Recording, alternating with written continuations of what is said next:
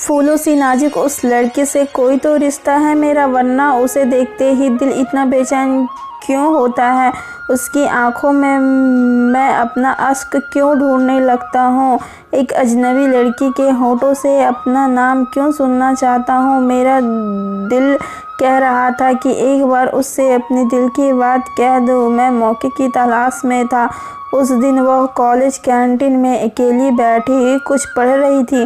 Canteen उस वक्त खाली सा था। मैं उसके सामने वाले चेयर पर जाकर बैठ गया और गला साफ करते हुए कुछ कहने की हिम्मत जुटाने लगा, मगर उसका ध्यान मेरी तरफ नहीं था। वह नावल पढ़ने में मशगूल थी। मैंने फिर से अपना गला साफ किया और टेबल पर रखे उसके हाथ थाम कर कहना शुरू किया। आज तक मैंने कभी किसी के लिए ऐसा महसूस नहीं किया है जैसा आपके लिए करता हूँ। या प्यारी बोलती सी आंखें, या घुंघरेले बाल, या मासूम सा चेहरा मेरी आंखों में बस गया है। सोते जागते पढ़ते लिखते हर वक्त आप ही नज़र आती हो। You are my first love and the first love will be the last love. Do you like me? Maya एक हल्की मुस्कान लिए मेरी नज़रों में देख रही थी। उसने कोई जवाब नहीं दिया तो मैं थोड़ा असहज हो गया। देखिए, मैं दूसरे लड़कों की तरह नहीं हूँ। I really love you. रूह की गहराइयों से प्यार करता हूँ आपको। वो अब भी मुझे वैसे ही देखती रही। एक बार फिर कोई जवाब ना पाकर मैंने उसके हाथ छोड़ दिए और आंखें नीचे। तब जैसे वो होश में आई और तुरंत बोली, actually I don't know what did you से। मैंने सुना नहीं, मेरे कान खराब है ना। मैं हस्तप्रभ रह गया। मेरी इतनी मेहनत बेकार गई थी। इतनी फीलिंग के साथ मैंने इतना कुछ कहा और वह तो कुछ सुन ही नहीं सकती। बहरी है बेचारी। मन में अफसोस हुआ। इशारे से कुछ कहती हुई वह बैग खोलने लगी और मैं सॉरी कहकर वहाँ से उठ गया। अरे सुनो, रुको तो, कहाँ जा रहे हो? वह पुकार रही थी, मगर मैं अपनी ही धुन में बाहर निकल गया। मेरा पहला प्यार का पहला प्रपोज़ल सुना ही नहीं गया था, पर मैंने हिम्मत नहीं हारी और वही सब बातें एक कागज़ पर लिखकर फिर से उसके पास पहुंचा और उसे कागज़ थमा दिया। मैंने यह भी लिख दिया था कि आप बहरी हैं। यह जानकर बहुत दुख हुआ, मगर आपके अंदर इतनी खूबियां हैं कि एक कमी कोई मायने नहीं रखती। कागज़ पढ़कर वह मुस्कुरा उठी और सहजता से बोली, आई रियली लाइक यू। कल तुम क्या कह रहे थे यह मैंने कानों से तो नहीं सुना, मगर तुम्हारे दिल में क्या है यह अच्छी तरह महसूस किया था। जब तुम मेरे पास आकर बैठे थे उसी पल मैंने तुम्हें अपना दिल दे दिया था। तुम दूसरों लड़कों से बहुत अलग हो। जैसा मैं चाहती थी बिल्कुल वैसा हो। तुम्हें यह भी बता दूं कि मैं बहरी नहीं हूँ, बस सुनाई कम देता है। यह हेयरिंग एंड ना लगाऊं तो हल्की आवाज़ कान तक नहीं पहुँचती। जब कोई चिल्लाकर बोले तभी सुनाई देता है, पर यह हेयरिंग एंड लगाते ही सब कुछ सुन सकती हूँ। कल मैं इसे निकालने के लिए ही बैग खोल रही थी, तब तक तुम चले गए। मुझे लगा बहरी समझकर तुम दोबारा नहीं आओगे, मगर आज तुम फिर से वापस आए तो मुझे यकीन हो गया है कि तुम्हारा प्यार सच्चा है। प्यार तो रूह से होता है, एक जुड़ाव जो तुम्हारे लिए महसूस किया, कभी किसी और के लिए नहीं किया। मेरे आगे पीछे हजारों लड़कियां घूमती हैं, मगर किसी की आंखों में वह प्यार नहीं था जो प्यार तुम्हारी आंखों में है। कितनी सादगी और सरलता से तुमने अपने दिल की बात कह दी। सच तुम्हारी ही तलाश थी मुझे चाहत भरी नज़रों से देख रही थी। इस तरह वह यानी माया मेरी ज़िंदगी में आ गई। हम साथ हंसते, साथ खाते पीते और साथ ही पढ़ते। वह ऐसी लड़की थी जो ज़िंदगी पूरी तरह जीना चाहती थी, खुद के साथ दूसरों का भी ख्याल रखती, खूब मस्ती करती और पढ़ाई के समय सीरियस होकर पढ़ती भी। उसे नॉवल पढ़ने का बहुत शौक़ था। अक्सर नॉवल के किरदारों में गुम रहती। हमने बेहद खूबसूरत लम्हे साथ बिताए। वह कभी मुझसे बोर हो जाती या झगड़ा होता तो वह अपने हेयरिंग एंड कान से निकाल कर पर्स में रख लेती। फिर मैं कितना भी बोलता रहता, उसे फ़र्क नहीं पड़ता। थोड़ी देर के बाद मुझे याद आता कि उसे कुछ सुनाई नहीं दे रहा होगा। हम दोनों बाद में इस बात पर बहुत हंसते। इसी तरह समय बीत रहा था। हम दोनों ने ग्रेजुएशन कर लिया। माया और मैंने अब MBA का कोर्स ज्वाइन कर लिया था। इधर कुछ दिनों से माँ मेरी शादी की बातें करने लगी थी, मगर मैं अभी माया के मन की थाह लेना चाहता था। हमने अब तक शादी को लेकर कोई चर्चा नहीं की थी। एक दिन माया एक नॉवल पढ़ती हुई उसके किरदारों के बारे में बताने लगी। जानते हो, इस नॉवल के दोनों मुख्य किरदारों ने शादी कहाँ की? उन्होंने पानी के जहाज़ पर शादी की। यह बात बताते वक्त उसकी आंखों में एक चमक थी। फिर अचानक गंभीर होकर बोली, अच्छा यह बताओ कि हम अपनी शादी कहाँ करेंगे? मैं मुस्कुरा पड़ा। मेरे दिल को तसल्ली मिली कि माया मेरे साथ पूरी ज़िंदगी के सपने देख रही है। उसने फिर से मुझसे पूछा तो मैंने उसके हाथों को चूमकर कहा, हम आसमान में शादी करेंगे, बादलों के बीच प्लेन में बैठकर हमेशा के लिए एक दूसरे के बन जाएंगे। सुनकर वह खिलखिला उठी और मेरे गले लग गई। बिना कुछ कहे ही हमने एक दूसरे को शादी के लिए प्रपोज़ कर लिया था। अगले दिन मैंने विचार किया कि अब मुझे माँ से शादी की बात कर लेनी चाहिए। आखिर माँ मेरी शादी को लेकर बहुत सपने देख रही है। दरअसल मैं माँ का इकलौता बेटा हूँ।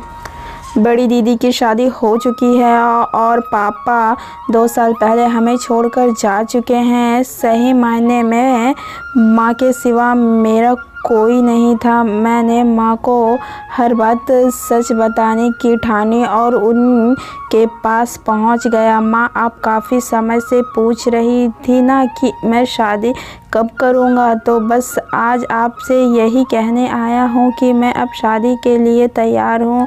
मैंने आपके लिए बहू भी देख रखी है। अच्छा सच? माँ का चेहरा खुशी से खिल उठा था। मैंने माँ को माया के बारे में सब कुछ बताते हुए कहा, माँ वो इतनी खूबसूरत है जैसे स्वर्ग की अप्सरा हो।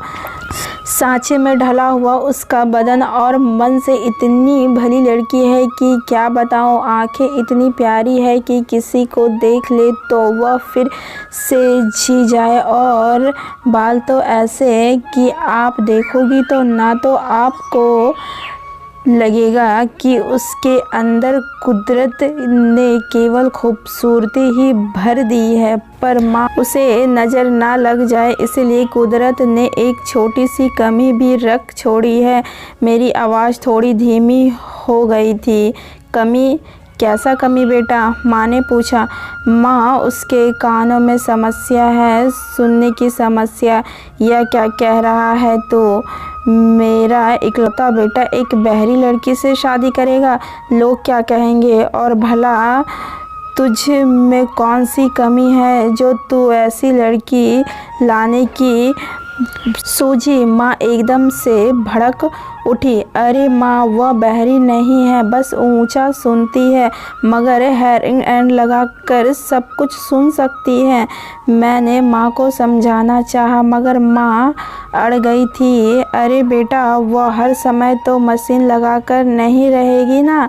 मान ले जब वह सो रही हो या आराम कर रही है और उसने मशीन उठाकर रखी हुई है, उस वक्त अचानक घर में कोई हादसा हो जाए, मैं गिर जाऊं, उसके बच्चे का पैर फिसल जाए या फिर कुछ और हो जाए, तब हम तो चिल्लाते रह जाएंगे ना, और उसे कुछ सुनाई ही नहीं देगा।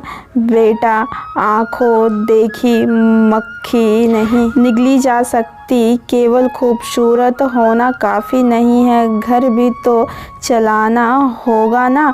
पूरी दुनिया में तुझे एक बहरी लड़की ही मिली थी। नहीं बेटा, मैं इस शादी की अनुमति नहीं दे सकती। माँ ने अपना फैसला सुना दिया था।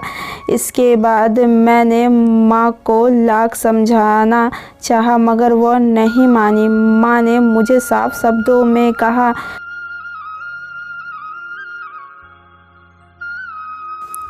सुन ले, अगर माँ के लिए जरा सा भी मोहब्बत और इज्जत है तो तू उस लड़के से शादी नहीं करेगा।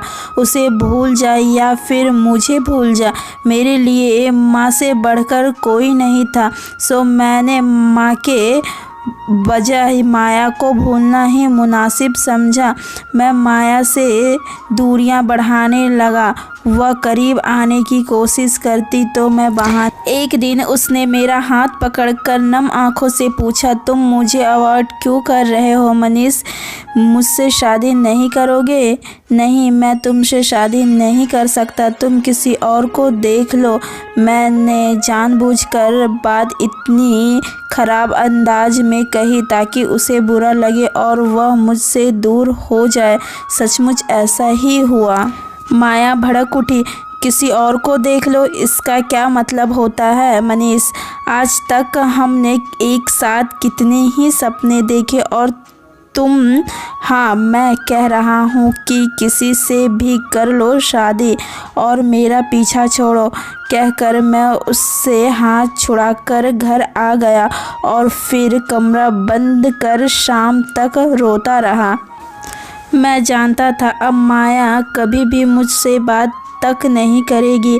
ऐसा लग रहा था जैसे किसी ने मेरे शरीर से रूह निकाल कर अलग कर दिया हो, मेरे होठों की हंसी छिन गई हो। उस दिन के बाद माया मुझसे बिल्कुल कटी कटी रहने लगी। 1-2 महीने बाद फाइनल एग्ज़ाम थे, सो हमारे कॉलेज में प्रिपरेशन के लिए छुट्टी हो गई। फिर एग्ज़ाम हुआ और इस बीच मेरा प्लेसमेंट एक मल्टीनेशनल कंपनी में हो गया। माया ने भी कहीं और ज्वाइन कर लिया था। उससे मेरा कोई भी संपर्क नहीं रहा। इन दिनों मैं जी तो रहा था, मगर जीने की चाह मिट चुकी थी। माँ सब समझ रही थी, फिर भी उन्हें लगता था कि कोई और लड़की मेरी ज़िंदगी में आएगी तो सब नॉर्मल हो जाएगा। मगर मैंने दिल के इस कदर बंद कर लिए थे कि कोई और लड़की दिल में आ ही नहीं सकती थी। माँ ने कई खूबसूरत लड़कियों के रिश्ते मुझे सुझाए, एक से बढ़कर एक लड़कियों के फ़ोटो दिखाए, मगर मुझे कोई पसंद नहीं आई। एक तो उसकी बहन की रिश्तेदार थी। माँ ने उसे घर भी बुला लिया, मगर मुझे कोई रुचि लेते ना देख फिर उसे वापस भेज दिया। उस तरह 5 साल बीत गए। माँ बीमार रहने लगी थी। वह किसी भी तरह मुझे खुश देखना चाहती थी। अंत में एक दिन उन्होंने मुझे अपने पास बुलाया और कहा, बेटा, मैं समझ चुकी हूँ कि तू माया के बगैर खुश नहीं रह सकता है। देख तो क्या हालत बना ली है अपनी।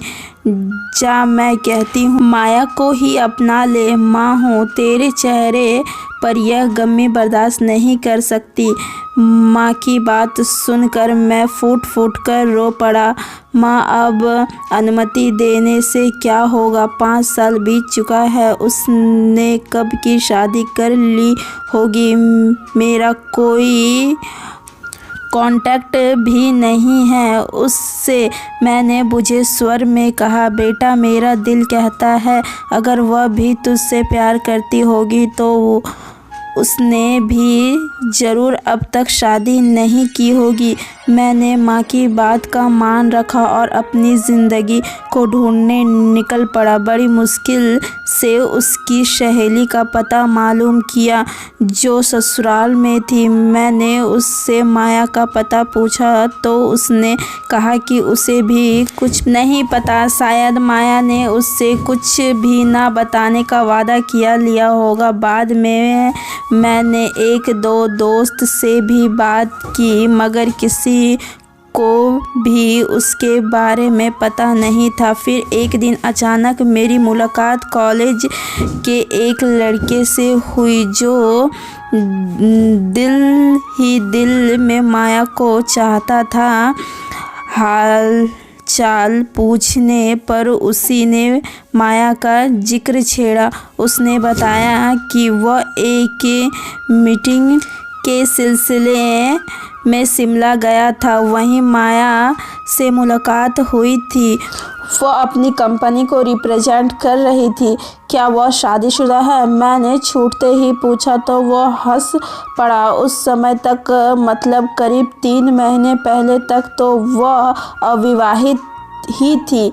मेरे चेहरे पर सुकून की रेखा खिंच गई। मैंने जल्दी से उससे माया का एड्रेस लिया और शिमला पहुंच गया। रास्ते भर में यही सोचता रहा कि माया कैसी होगी, मुझे देखकर उसका रिएक्शन क्या होगा, कहीं वह मुझसे मिलने से मना तो नहीं कर देगी। मैं दिए गए एड्रेस पर पहुंचा तो मुझे गार्डन में एक लड़की खुले बालों में पौधे को पानी देती नजर आई। मैंने एक पल में पहचान लिया, वह माया ही थी।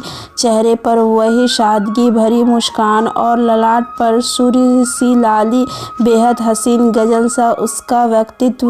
दिल किया उसे बाहों में समेट लूं। 5 सालों से दिल में दफन सारे जज्बात उभड़ पड़ने को बेकरार से थे, मगर फिर ठहर गया। इन 5 सालों में आई दूरी कहीं उसके लिए मुझे अजनबी तो नहीं बना गई। मैं उसके सामने जाकर खड़ा हो गया। वह उसी निगाहों से मुझे देखने लगी जब पहली बार मैंने उससे प्रपोज किया था, मगर उसने हैरान ना लगा होने की वजह से सुना नहीं था। मैंने एक बार फिर अपने दिल की बात उसी अंदाज में कहनी शुरू की। माया, इतने सालों में एक भी लम्हा ऐसा नहीं जब मैंने तुम्हें याद ना किया हो। मैंने तुम्हारा दिल दुखाया मगर मैं विवश था। माँ नहीं चाहती थी कि तुम उसकी बहू बनो, पर मैं तुम्हें माँ की रजामंदी के बाद ही अपने घर ले जाना चाहता था। आज वह दिन आ गया है, मैं इसीलिए आया हूँ। बताओ माया, क्या तुम मुझसे शादी करोगी? माया एकटक मुझे देख रही थी। ख़त्म होने पर उसने कान की तरफ इशारा करते हुए कहा कि उसे कुछ सुनाई नहीं दे रहा। तब मैंने चिल्लाकर कहा, माया मुझसे शादी करोगी? माया हंसकर हाँ कहती हुई मेरे सीने से लग गई। आज हमारी इतने सालों की तपस्या पूर्ण हो गई थी। हम एक दूसरे की बाहों में थे। धन्यवाद। मिलते हैं नेक्स्ट कहानी में।